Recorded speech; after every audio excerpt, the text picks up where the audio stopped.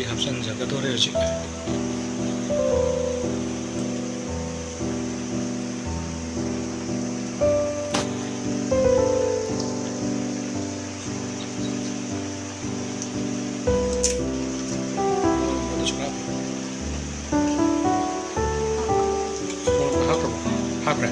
하프라케.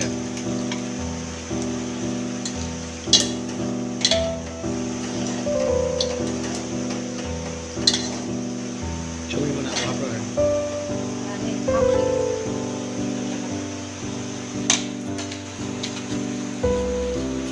소비 cái finishing. Đi về này. Sobi được quỳnh luôn có học thì học qua rồi thì tắt lại này. Sobi này cái sợi đấy, bắt nâng một sợi